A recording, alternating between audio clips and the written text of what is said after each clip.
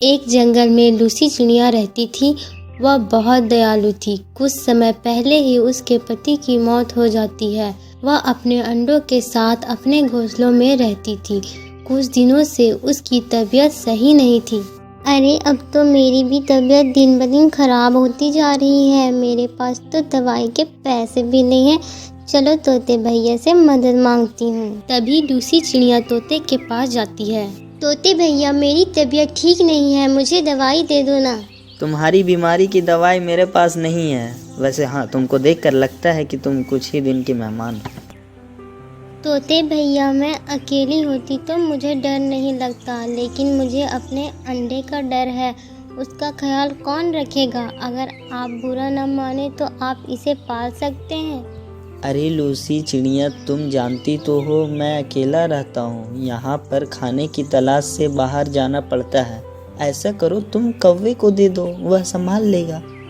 अब लूसी चिड़िया कौवे के पास जाती है। कालू कौवे, तुम मेरी मदद कर सकते हो। मैं ज़्यादा दिन जिंदा नहीं रहूंगी। क्या तुम मेरे अंडे की हिफाजत करोगे? तभी कौवे की बीवी सुंदरी बोलती है, नाना लूसी बहन, मेरे भी अंडा है, उसकी हिफाजत करनी है। तुम किसी और के पास चली जाओ, हम रख ना पाएंगे तुम्हारे अंडे का ख्याल। बेचारी लूसी चिड़िया उदास होकर वहाँ से चली जाती है। सुंदरी, क्या हो जाता अगर हम उसके अंडे का ख्याल रखते तो? हमने कितने दाना चुरा कर खाया है उसका। तुम अपना मुंह बंद करो, बड़े आए मदद करने वाले। सुंदरी, थोड़ी तो इज्जत कर लिया करो। मैं तुम्हारा पति हूँ, तुम तो मेरी जरा भी कद्र नहीं करती। जब वो दोनों सो जाते हैं तभी रात में कालू कौवा लूसी चिड़िया के पास जाता है, मगर लूसी चिड़िया मर चुकी थी। लूसी बहन, मुझे माफ़ करना। तुम कितनी अच्छी थी, हमें छोड़कर चली गई। लेकिन तुम फिक्र मत करना, मैं तुम्हारे अंडे का ख्याल रखूंगा। अब कौवा चिड़िया का अंडा लेकर अपने घोंसलों में रख देता है। अगली ही सुबह कालू कौवा सुंदरी को सारी बात बता देता है। कालू कौवे, मुझे माफ कर दो। मैं वादा करती हूँ मैं इस अंडे का ख्याल अपने बच्चों की तरह रखूंगी।